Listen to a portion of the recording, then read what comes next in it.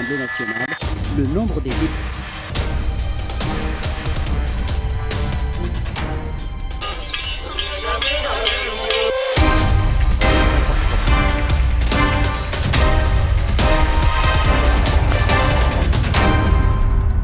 Mesdames et messieurs, bonjour, ravi de vous retrouver sur les antennes de la RTS2 pour ce nouveau numéro de Midi Actu dont voici le sommaire du jour. L'Assemblée nationale, le nombre des députés.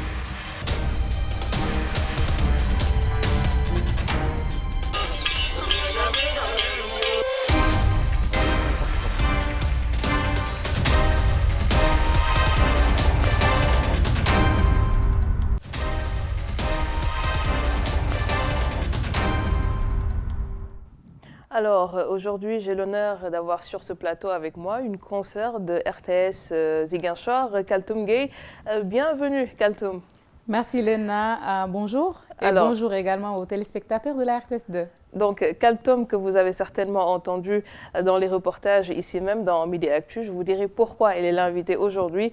Dans ce numéro de Midi Actu, nous passons à l'actualité, bien sûr, côté société. Nous parlons de l'inauguration du pont de Farafenni, donc inauguration faite par le président sénégalais Macky Sall et son homologue gambien, donc Adama Barrow. C'était ce lundi 21 janvier. Donc, une infrastructure qui va bien sûr faciliter la circulation entre les deux pays, n'est-ce pas, Maïmounassi?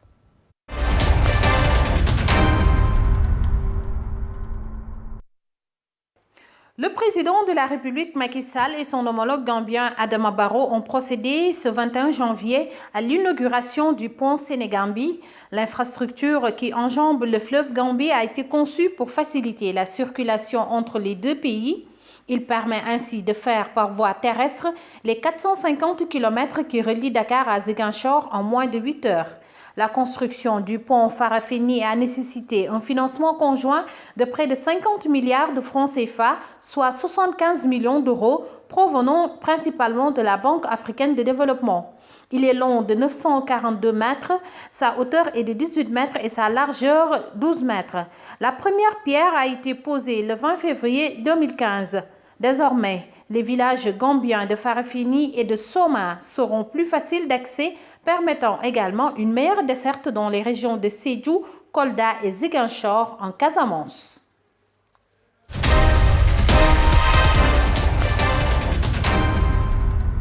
Ziguinchor en Casamance, donc je pense que ce sera beaucoup plus facile pour vous de venir à Dakar. C'est un ouf de soulagement pour les populations et de Ziguinchor et de Kolda et de Sédhiou.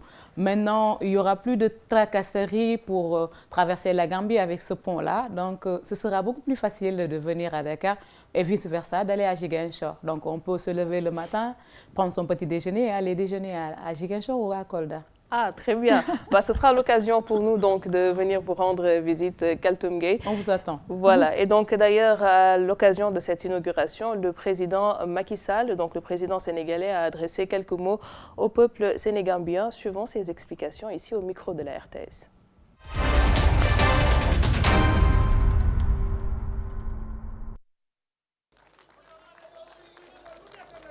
Mesdames et messieurs, ce 21 janvier 2019 est un jour historique dans les relations anciennes de parenté, d'amitié et de bon voisinage entre les peuples gambiens et sénégalais.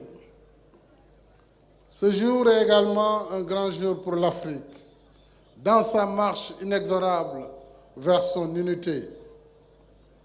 Nous sommes réunis par l'histoire, unis par la géographie, unis par les liens du sang, unis par un destin commun. Plus qu'un pont, cette infrastructure grandiose porte le symbole de ces liens de fraternité sénégambienne.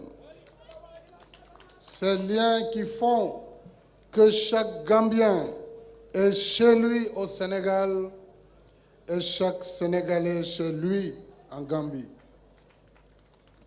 Ensemble, dans l'esprit de cette fraternité, nous avons travaillé avec le soutien du groupe de la Banque africaine de développement pour réaliser un vieux rêve des deux rives du fleuve Gambie. Et mes chers amis, si nous sommes ici aujourd'hui en acteurs et témoins de l'histoire, c'est surtout grâce à une volonté politique solide, affirmée et traduite dans les actes. Je tiens, pour ce faire, à remercier chaleureusement mon frère, le président Adama Barrow, président de la République de Gambie, pour son leadership et son engagement résolu, sans lesquels ce majestueux pont n'aurait pas pu voir le jour. Félicitations encore une fois à vous, Monsieur le Président Barrow, et félicitations à tous nos frères et sœurs de la Gambie. You make history.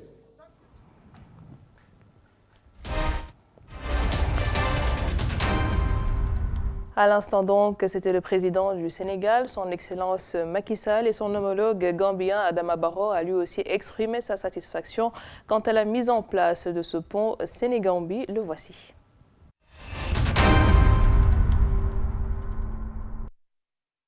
Président Macky Sall looloo tax ñu ne Sénégambie dañooy lakka benn lakka bi di lekka benn lekka bi di wax benn wax bi kon kontaante bu rëy la tey pour ñu taxaw fii ubbi bridge bi waaye diggante ñaari dëkk yi tega bu ko tega yàlla moo ko tega moo ko suude te lu yàlla tega ba suude ko da ngay yokk sa loxo waaye mënuloo ko wàññi soo ko defee tam da ngay géttan sa bopp rek da ngay dellu gannaaw rek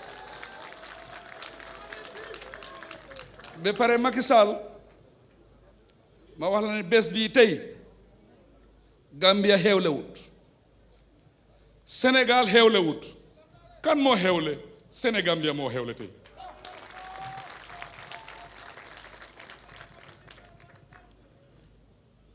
kon kontaante bu rëy la tey ma ne la jërëjëf si support bu nga jox Gambia tey soo gisee ñu ngi taxaw fii di inauguré bi am na bés boo xam ne Gambia soxla woon na ndimbal. Donc, Kaltom, on a bien vu les deux présidents, son Excellence Macky Sall et son homologue Adama Barrow, exprimer tous les deux leur satisfaction. Donc, Gambie-Sénégal, deux pays qui sont frères. Hein. C'est presque un même peuple, si on peut dire, parce que, comme l'a si bien dit le président Adama Barrow et le président Sall, on parle le Wolof en Gambie, on parle le Manding, on parle le Diola. On mange du thieboudian comme au Sénégal. Du coup, c'est un même peuple, c'est un peuple unique et indivisible, si on peut dire ça. Donc, je pense que c'est une bonne chose. Et on a vu aussi que les présidents se sont battus pour que ce pont puisse voir le jour. Parce que depuis 2015 aussi, on avait fait la pose de la première pierre. Et depuis lors, voilà, on courait derrière. Finalement, on l'a eu. On ne peut que dire merci à ces présidents-là pour la réalisation de cette infrastructure. Tout à fait. C'est vrai qu'il y avait donc des ralentissements. Et nous passons tout de suite à la suite de Midi Actu. Alors, je vous disais tout à l'heure que j'allais vous annoncer pourquoi aujourd'hui Kaltom Gueye est l'invité dans Midi Actu. Eh bien, peut-être que vous l'avez entendu hier avec l'autre confrère, Abdoulaye Sinkare, puisque Kaltom Gueye fait partie également des journalistes de la RTS qui ont gagné un prix lors de la 9e édition du gala donc, de la Convention des jeunes reporters du Sénégal. Kaltom Gueye, 3e prix télévision et 2e prix médias et protection de l'enfant. Félicitations Kaltoum. Merci Léna. C'est très bien, vous avez fait un très beau boulot, franchement, vous avez rendu Merci. fiers les agents de la RTS. Merci. En tout cas, on a essayé de maintenir le flambeau comme nos prédécesseurs, nos confrères qui nous ont précédés. À chaque fois qu'il y a gala de la presse sénégalaise, la RTS est en tête. Donc, on ne devait pas faire moins que les autres. Donc, on a essayé de maintenir le flambeau. Tout à fait.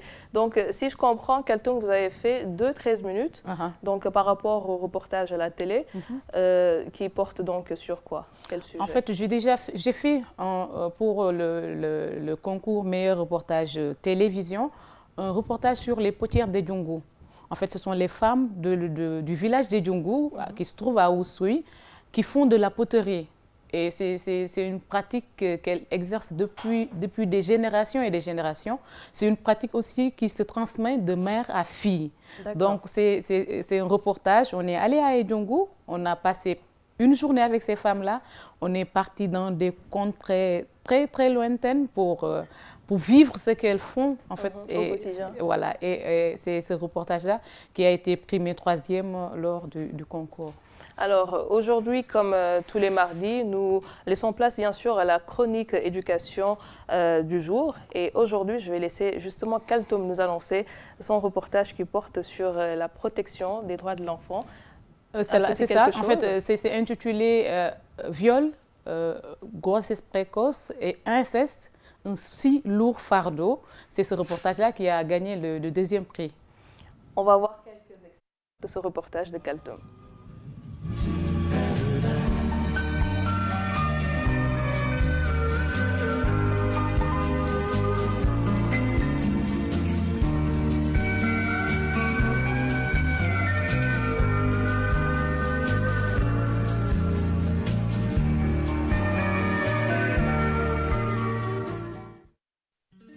L'image est assez rare pour attirer l'attention des enfants en état de grossesse avancée arpentant les couloirs.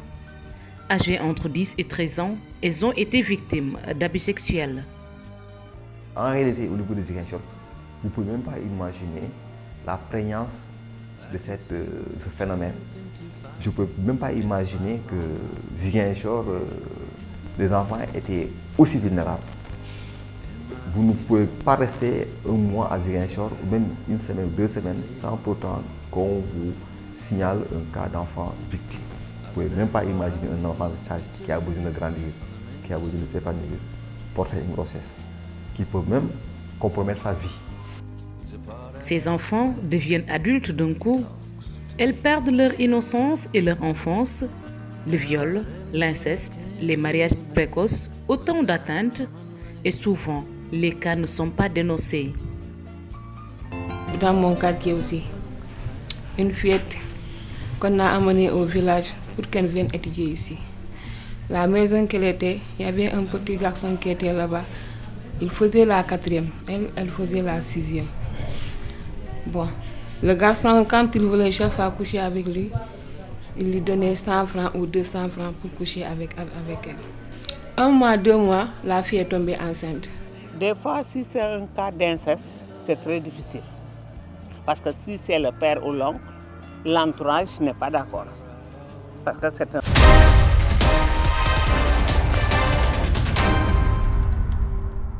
un sujet très fort, Kaltoum. Oui. Violence, tout à fait. Donc ce sont des violences faites aux enfants. Et vous parlez aujourd'hui de la protection justement de ces enfants. Ces enfants-là. En fait, la protection de ces enfants-là, parce que ces enfants sont dans un milieu fermé, dans la famille. Donc, si ils sont victimes, ce n'est pas dénoncé. Du coup, ils vivent dans la famille avec tout ce qu'il y a comme douleur, comme maltraitance dans la famille, parce que personne ne dénonce. Soit c'est l'oncle, c'est le cousin, ou bien c'est le voisin. Donc, pour protéger les parents, par exemple, préfèrent protéger l'oncle, le cousin ou le voisin au détriment de l'enfant. Du coup, ce sont des enfants qui vivent des traumatismes énormes qui peuvent les suivre durant toute leur vie. Et dans cette protection-là, il y a l'AMO de Ziguinchor qui fait un travail extraordinaire avec les Badianougor en collaboration. Donc, les Badianougor vont dans les localités pour détecter, par exemple, ces enfants-là qui vivent des situations difficiles dans les familles. Elles vont voir l'AMO. Et l'AMO prend ses responsabilités en venant prendre l'enfant pour le mettre dans un cadre approprié pour que l'enfant puisse continuer à grandir facilement et dans des conditions optimales en fait. Donc c'est important et il faut aussi signaler que Ziguinchor, Kolda et Sédhiou sont des régions qui sont extrêmement touchées par ces phénomènes-là. Donc, c'est des sensibilisations qu'il faut faire, c'est des pratiques qu'il faut enlever dans la vie de ces enfants parce que ça gâche carrément leur épanouissement. Kaltoum, personnellement, ce que j'apprécie dans ce reportage, donc dans ce 13 minutes, c'est une enquête, hein, je pense. Oui. C'est ce travail journalistique, parce que vous avez fait une investigation, mais aussi vous faites votre rôle de journaliste en informant et en sensibilisant aussi. Mais c'est vrai. En fait, pourquoi avoir choisi ce sujet? En fait, c'est le sujet qui m'a choisi, en fait. D'accord. Donc, c'était juste un reportage, un atelier. J'étais partie couvrir un atelier de formation des agents de l'AMO, de Ziguinchor, Kolda, Sédhiou et Kédougou et Tambacounda, je crois. Donc, c'était juste un atelier. Hein. Mais dans l'atelier, ils ont parlé de ces violences-là. Ils ont parlé de la situation de ces enfants-là. Ça m'a fait réfléchir. Je me suis dit, mais attends, je vais faire un dossier sur ça. Avant, c'était juste un dossier. Mais au fur et à mesure que je faisais des interviews, ça a dépassé le cadre d'un dossier. Finalement, j'ai fait un 13 minutes pour toucher les cibles et également ratisser large pour parler beaucoup plus de ce phénomène qui est très profond, en fait. C'est très profond. Je pense que même ce sujet-là, même le 13 minutes n'a pas abordé tous les aspects. Donc, c'était ça, en fait. C'est pour ça que j'ai dit que c'est le sujet qui m'a choisi. Voilà. D'accord. Parce qu'on voit aussi dans votre reportage, puisqu'on parle des enfants, on parle donc de victimes. La première image, on voit donc des adolescentes enceintes, mais vous ne montrez pas le visage. Et ça aussi, c'est très important à l'heure actuelle, où on doit parler des enfants, de pouvoir quand même respecter leur image. C'est important. La protection de l'enfant dans cette sphère médiatique, c'est important parce que ces enfants-là ont des droits. Et ce sont des enfants qui sont victimes. Donc, on n'a pas le droit de montrer leur visage. Ça, c'est plus les exposer. Donc, il faut les protéger, c'est important. Même si ce n'étaient pas des enfants qui étaient enceintes, parce que c'est des enfants, elles ont 12 ans. Même si ce n'étaient pas des enfants qui étaient enceintes, même si c'était des enfants de la rue, des talibés et autres, on les filme, on ne montre pas leur visage. Le problème, c'est que beaucoup de journalistes ne tiennent pas compte de cela. Non, ça c'est important. En plus, si tu fais des formations sur la protection de l'enfant avec les journalistes et les professionnels, c'est la première chose qu'on te dit. Il faut protéger les enfants là. Parce que montrer leur visage, c'est les exposer. Et ce n'est pas ce qui est cherché en fait. D'accord. Donc, Kaltoum, on peut voir sur cette magnifique table vos deux trophées. Donc, troisième prix télévision, deuxième prix médias et protection de l'enfant. Qu'est-ce que ça vous a fait en tant que journaliste de quand même décrocher 2 trophées? C'est un plaisir, d'autant plus que c'est le travail de toute une équipe qui a été récompensée. Dire aussi que je n'ai pas été seule. Quand on parle de télévision, il y a le caméraman, il y a le preneur de son. C'est marrant parce que Sankarine nous a dit la même chose que vous. Mais c'est vrai, c'est toute une équipe. Il y a le preneur de son, il y a même le monteur, il y a l'infographe. C'est toute une équipe, donc c'est le travail de toute une équipe qui a été primé, consacré. Donc c'est un plaisir, mais bon. C'est un plaisir, mais bon, on va faire en sorte que, voilà, les prochaines fois qu'il y ait au moins le premier prix.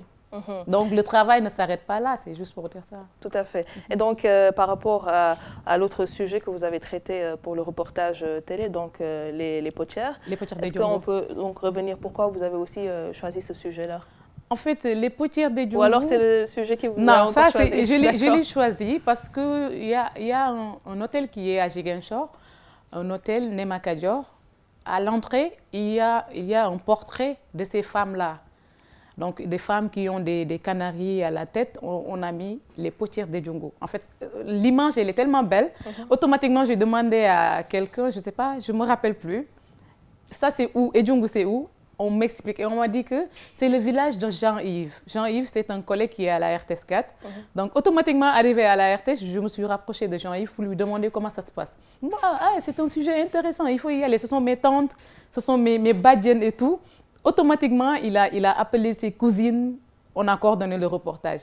Et sur place, voilà, elles ont été très sympathiques, elles ont été accueillantes et tout. Et elles nous ont donné gratuitement, je ne vais pas dire gratuitement, avec plaisir ce qu'elles savaient faire. Donc, c'était ça. C'est juste un reportage spontané qui a débouché sur un 13 minutes aussi. D'accord. Parce qu'en fait, ce qui est bien à Kaltoum, je ne vous jette pas de fleurs, hein, je ne fais que reconnaître le travail que vous abattez ici, en tout cas au niveau de la RTS, c'est qu'il y a une variété dans les sujets que vous traitez. Hier, vous nous avez donné donc un reportage qu'on a diffusé dans Midi Actu, parlant des femmes qui sont dans l'agroalimentaire. Donc aujourd'hui, vous parlez un peu de culture, aussi de protection des droits de l'enfant. Donc vous êtes limite polyvalente. C'est la Casamance aussi. Hein. C'était ça la Casamance en fait. En Casamance, à Ziguinchor, à Kolda et Sédhiou, tu as chaque jour quelque chose de nouvel à dire, quelque chose de nouveau à dire, quelque chose où tu peux apprendre beaucoup de choses. Tu sors, tu vas dans un village, c'est carrément un autre monde. Du coup, tu découvres en fait. Dans chaque village, ils ont leur spécificité, ils ont des choses que tu ne trouves pas dans un autre village à côté. Voilà, donc du coup, ça t'inspire, donc tu deviens polyvalent automatiquement.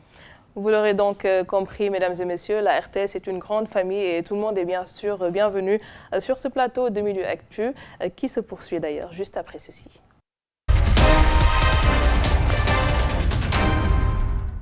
Alors aujourd'hui, côté santé, nous nous intéressons à la pratique du sport. Un esprit sain dans un corps sain, a-t-on l'habitude de dire. Quelle est justement l'importance du sport pour une bonne prise en charge de la santé?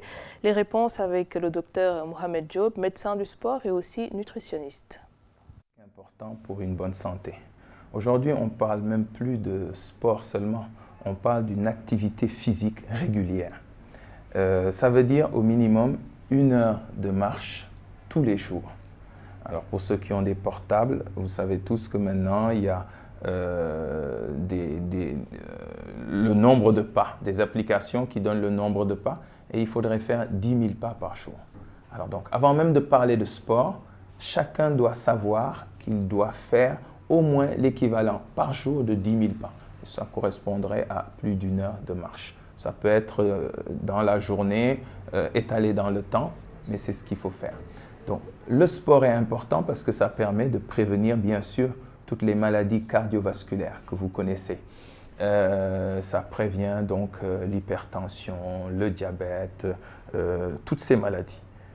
C'est essentiel et c'est un gros problème parce qu'aujourd'hui, nous sommes une société de plus en plus sédentaire où les gens sont devant la télé, devant les ordinateurs et ne bougent plus.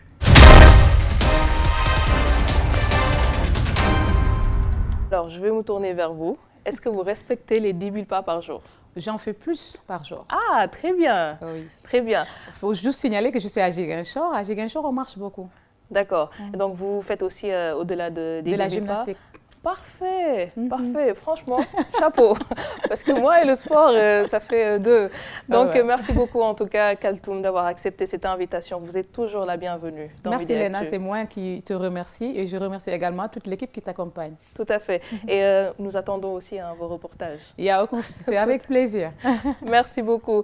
Elle était donc l'invitée aujourd'hui dans Midi Actu, Kaltoum Gueye de RTS Ziguinchor. Voilà.